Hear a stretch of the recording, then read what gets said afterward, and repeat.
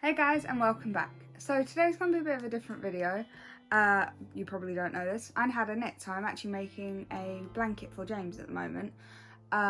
So I figured I'd knit this blanket, or knit the squares for the blanket at least. And I'd just talk to you about how I've been feeling the last few months, pretty much since like the end of my pregnancy to the last 3 months of his life. So basically the last 4 months essentially.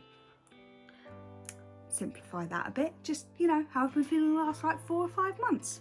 Before he was born, I was really tired. I was absolutely exhausted. Like, I was hoping to get this blanket done before he was born. I didn't even start it before he was born. And then obviously he was born, and then I was just trying to learn how to be a parent and learn how to do all this stuff, and then there was other obstacles that came up and just a whole bunch of stuff. So I never got around to making the blanket. But now that he's, you know, a bit older and he's sleeping for longer periods at night, I actually have the time to be able to make the blanket now. So, but I was just so tired towards the end of my pregnancy because I was huge. I felt like a whale, and I was anemic, so my energy was being zapped by the fact that I had no iron in my blood. So that obviously didn't help. I was on iron supplements and tablets and stuff, but it just wasn't enough in the end. And I was basically literally just sleeping all the time and then waking up and still being tired. The amount of times I almost passed out and had no idea what the reason was. I was just like, oh, it's because I'm pregnant. And like, it's because I'm pregnant and it's because I have hypermobility syndrome. I'm on a couple of like forums and like Facebook pages and stuff like that where there's other hypermobile women, and you know, I asked, you know, what was your pregnancies like, and they said that, you know, the dizziness was normal for them. So I was just like, oh, it's because I'm pregnant. Turns out it was because I was pregnant. It's just I was also anemic. And then, you know, I went into labour and had him, and, you know, I had some feelings about the labour and everything, and didn't really process them until recently. Still haven't really processed them. Having the joint condition I do, the one thing I didn't think I was going to have to worry about was dilating, and that's what messed me up in the end. You know, and like, I wasn't able to breastfeed because of James's tongue tie, and, you know, my supply went away after a while, because even though I was pumping, it wasn't enough. It wasn't the right kind of stimulation for my supply to bump. So that kind of went out the window too. Any parent will understand this. When you're a parent, you feel like you're doing everything wrong until someone tells you, no, you're fine, you're doing that right. But then when there's people judging you, like for instance my health visitor, her second visit to my house to check James's weight and that, she realised I had a hamster, and she's been really judgy about the fact we had a rodent in the house. She's a hamster, she's literally fine. She doesn't bite. Literally bit me once, and that was the day we got her because she was scared. She was also being a bit judgy about the amount of stuff we had, which, you know, I don't think we have a lot of stuff. It's just, you know, we have stuff out on display is more the fact, you know. So, you know, when you feel judged by a complete stranger, it takes its toll on you. Especially when they're supposed to be there to help with your health and with your baby and stuff like that, and then they do something like that and it doesn't help. Yeah, don't get me wrong, like some of the other health visitors I've seen have been brilliant, like absolutely fantastic, not judgmental in any way, shape or form, but this one just didn't rub me the right way. While I was pregnant, I loved watching other people go through their pregnancies. Loved it. You know, when I was awake. And now I've had him, I actually can't watch it anymore because it upsets me, because I see these people have these magnificent pregnancies, and I know they're probably struggling in their own way behind the scenes and stuff like that, But, you know, I kind of feel like I've been robbed of something, because something was missed and I was then exhausted because of it, thinking it was perfectly normal, and it wasn't. And it was missed, and if it had been caught, then I probably wouldn't have missed out on these things. And it's not just that, also in the middle of pandemic while I was pregnant. So, you know, like, my baby shower was 5 people, and it was literally me, Callum, and James's godparents. And we had to have it outside, and we had to be on opposite ends of a table, and that's what it was. It's just how it had to be. But like, my parents couldn't be there, my friends couldn't be there, my sister, Callum's siblings couldn't be there, you know. And like, I think in the end Callum came to 2 scans. I feel like, you know, they robbed him of that experience as well. Well, not they, obviously. I know that hospitals and that are just trying to keep everyone safe, but you know, it's hard not to feel like he felt pushed out, because he couldn't do anything. He couldn't go to scans. The only reason he went to the gender scan is because we booked privately, and they were allowing and he lost it. They were allowing the dads to go because they were much smaller practices. You know, they weren't giant hospitals doing multiple women a day. They had maybe 2 or 3 clients a day. And you know, it was just the one sonographer, and the rooms were bigger as well, you know. So he was able to come to that one, but not any of the NHS ones. And that was hard, because, like, for instance, I actually haven't mentioned this, at my 20-week scan, they noticed that James had a lemon-shaped head, and that was hard, because literally the sonographer was just like, oh yeah, he's got a slight lemon shape to his head, and his legs seem a little short for the rest of him. That second part was apparently wrong. You know, that was scary, hearing that, you know, there's potentially something that could be hurting my baby. And I was on my own, you know. And I couldn't tell Callum because I didn't want him to worry at work, so I had to wait until he got in that night. So I was at home, and I'm not ashamed to admit I spent most of the night crying, because I was so worried. Like, what if I felt like I had done something wrong, because I got told the lemon shaping of his head was a sign of spina bifida. Spina bifida. And that can be caused by a lack of folic acid in your system, or folate, sorry. You take folic acid to fix your folate problems. And I wasn't on the proper dose to begin with, you know. I needed to be on a different dose because of my size. So I felt like it was my fault. Cleared up. He's absolutely fine. Does not have a lemon-shaped head. Didn't have a lemon-shaped head towards the end of the pregnancy. He's absolutely fine. But because the sonographer was just throwing this scary sounding thing at me, terrified me. Which, you know, 20 weeks pregnant, hormonal as hell, didn't need that on top of it. And then something funny, I thought was funny anyway, it happened towards the end of my pregnancy. So my phone was out of commission for a couple of weeks, pardon me, towards the end of my pregnancy. And this was, I'd gone into hospital because I initially had thought my waters had broken. They hadn't. But the midwife looked at me and was like, you're really pale, I'm going to run a blood test on you. Because they hadn't done a blood test till since I was about 24 weeks pregnant. And at this point I was like 36. She was like, you look really pale, I'm going to run a blood test. I was like, okay, fine. So she ran the blood test and sent me home, you know. She said she was going to call me with the results or send my results to my community midwife. And at 2 o'clock in the morning, I got a bang at my front door. It was the police. It turns out the hospital had been trying to ring me because they wanted me to go back in to have a blood transfusion because my iron levels were so low. And they sent the police because they were worried that, you know, I could have been passed out.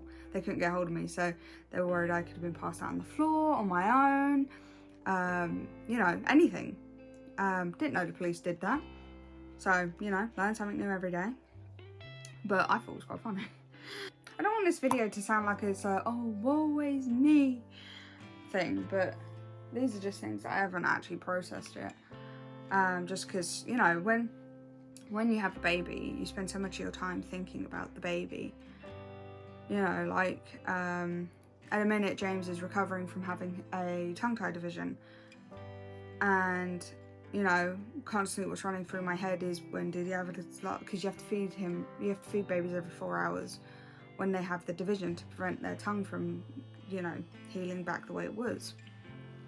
And so I'm constantly like, oh, when was his last feed? When's he due his when's he need his next feed? I need to make sure I do his exercises with him. Need to make sure he's not having his dummy for too long. I said that and I needed to check he didn't have a dummy in his mouth. And it's not just that, it's also like, oh, is he too hot? Is he too cold? You know. Because like, there's the thermometer on our baby monitor, but I'm pretty sure it's wrong. Because according to the thermometer, it's 26 degrees in James's room.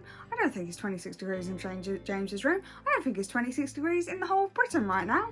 You know, and like when he's awake, you're constantly being like, oh, should he be doing this? Should he be doing that? Is it okay to give him this? Can he have that? Can he do this? Should I encourage him to do that? You know, you're constantly running through your mind. And the other problem is there's no right answer. Because no matter what you do, someone's going to judge you for it. No matter what, like, just...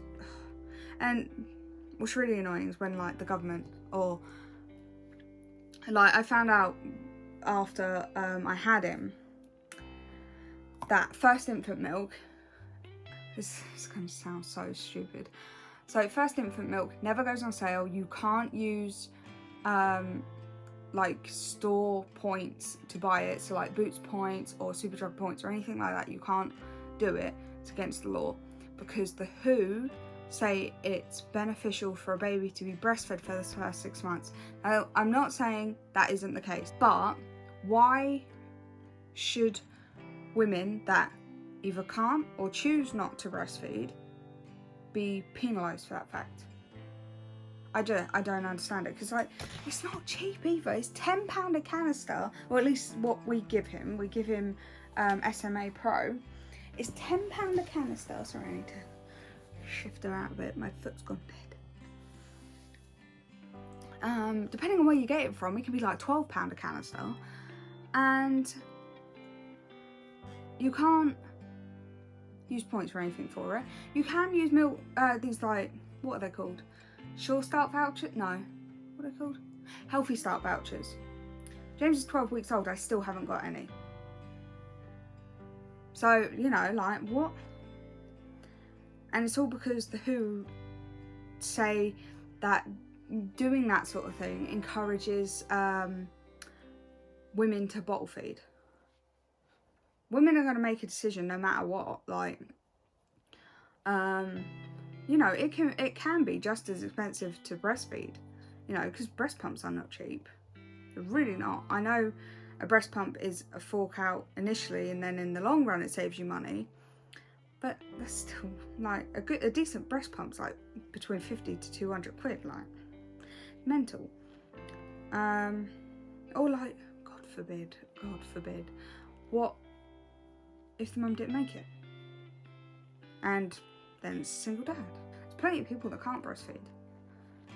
I couldn't. No matter how much I tried, I couldn't. You know? Just don't understand it. There's something I forgot to mention in my labour and delivery video. Because of how long I had stayed in hospital, they had to keep getting me to do COVID tests, especially while I was labouring and that. And the first one I did when I got there, bear in mind it was like stupid o'clock in the morning, I threw up. So that was fun. But all dues to the midwife. She managed to get the bucket things under my head before I threw up all over the bed.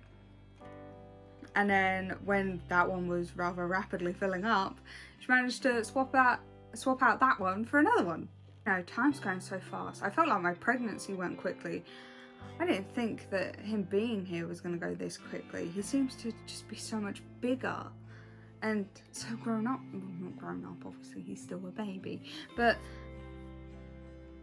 I don't know how to understand it, because he went from being this tiny little 7 pound 9 little person that couldn't even hold his, well, actually I say he couldn't even hold his own head up. He was able to lift his head from birth. But you know, he went from being a tiny little thing to, you know, the big lummox he is now. He's lanky like his dad. I just can't help but sit there and think, you know, where's the time gone? You know, I know he's not going to be little forever. And obviously I'm enjoying the milestones and that, and I love seeing him develop and seeing him adjust. Like, there's been a lot of adjustments for him the last few days since having his tongue division, because he can actually move his tongue the way he was initially supposed to be able to move his tongue. And you can see in his face him trying to figure it out and how it works and all this sort of stuff. It's been the same with the osteopath, like watching his face when she's doing it, and you can see his entire body relax when the tension's released. It's really, if you ever get the chance to watch an osteopath work on a baby, try, because honestly, like, go for it, because it's honestly amazing to watch. You know, and he's hitting so many milestones, and like, it's just crazy, because you hear things like, oh yeah, they don't do this till then, and they don't do this till then, and they do this then. It's like, oh, but he's beat some of those things, you know, like I said, he was able to lift his head up off my shoulder from birth, and that surprised a couple of people. Midwives were picking him up to check him and were helping me wind him, because he was holding his wind back, and he lifts his head and looks at them as if to say, you're not my mum. And they were just like, what? The thing is, this is a weird, well, I think it's weird, and I'm not sure if it's because I was so out of it during my labour, or if it's because I had a cesarean, but I still have a lot of trouble associating that he was in my stomach. You know, I have trouble with that. Because, yeah, I know I birthed him. No doubt about that. But I still can't fathom that he was there. It's probably a mixture of being so out of it and having a cesarean, because obviously I didn't have to push or anything like that, because I was only dilated to 4 centimetres, and then I got taken in for an emergency cesarean. In the early days, I was forgetting that, you know, I was supposed to be taking it easy, because I just had major surgery, and I'd be doing something, and then all of a sudden I'd hear someone come up behind me and be like, you're supposed to be resting. And I'm just like, oh, it's alright, I can just do this. And they're like, you had major surgery a few weeks ago. Sit your butt down. So, oh, okay, I'll do what I'm told. Yeah, it's like I was back up on my feet and walking around properly and doing stuff properly within 3 weeks. You know, and apparently I should have still been resting. But like, my body's taking a toll for it now, because while I was pregnant, I actually lost weight. I lost about 3 stone while I was pregnant, because I was constantly being sick. And you know, because of that sent my joints into a flare-up, but because I was trying to recover from a cesarean, I never noticed. But like a few weeks ago, I had trouble even standing up out of bed to go and feed the baby. I mean, I'm fine now. But it was a wake-up call. You know, it was my own body telling me to slow down, that I needed the break. Because I was back at work and everything. And then I took a hit, and I was like, okay, no, I need to slow down. I spoke to the client I was working for at the time, and I said, look, I need to take some more time off. And, you know, well, she's my auntie for starters, but she completely understood, and she was sitting there and she was like, you should have taken more time off to start with, but you know, you seemed fine, you were telling us you were fine. You know, we made sure you weren't doing anything too strenuous, and you know, they've always kept an eye on me properly. And then when she was one of the people telling me to slow down, and to just, you know, listen to what my body's telling me because it knows best. And you know, if I ever have a doubt about James, then I'll message her as well. You know, I'll message her and my mum, and they'll both give me advice. And it's usually just like, listen to your instincts. Your instincts aren't putting you wrong here. That's something interesting that happened actually. Felix has never been a cuddly cat, but while I was pregnant, he used to love coming and laying on my lap and leaning up against my bump. But now I'm not pregnant anymore. The only time he comes over for a cuddle with me anymore is if I'm holding James. But if James is laying on the bed, he won't curl up with him or anything.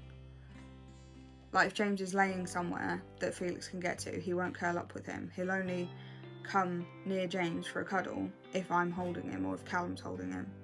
That's it. Rest of the time, he's still clear. Apart from when James grabs his tail. Which obviously, you know, James is 12 weeks old. It's never very hard. Now James is 3 months old, I feel like I have a bit more time to be able to do the things I want to do. Like, I want to be able to make this blanket for him. But also things that I stopped doing for a while because I just didn't have the time or the energy. So, like, I can play on my Switch for some... I can play on my Switch most nights and do some stuff on my laptop. And, like, at the moment, I'm in the midst of planning for Christmas. Because I'm figuring out what we're getting people, what we're going to get for James, what I'm going to get for Callum, what we're going to get the animals, everything like this. So I'm in the midst of Christmas planning. And then on top of that, I'm also trying to plan a holiday because we're going to Scotland with my cousin in November. So I'm trying to plan for that as well. And I'm like, what on earth do I pack for a baby to go to Scotland? Which, you know, it's going to be November, it's going to be cold. What on earth do I pack? So I'm like, okay, right.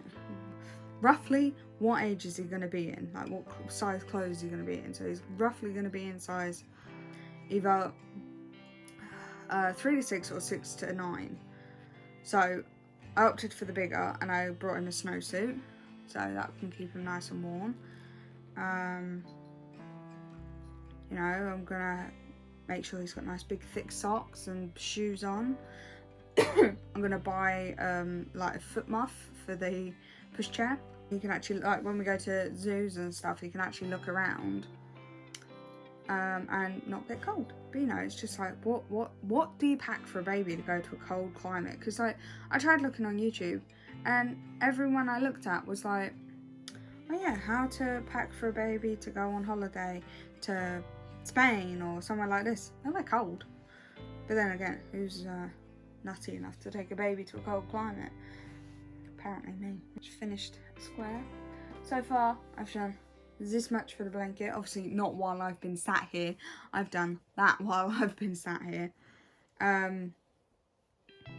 So far I've got this done for the blanket. I've got 8 more of this colour to do. And then I'm going to do 10 of this colour and start putting it together.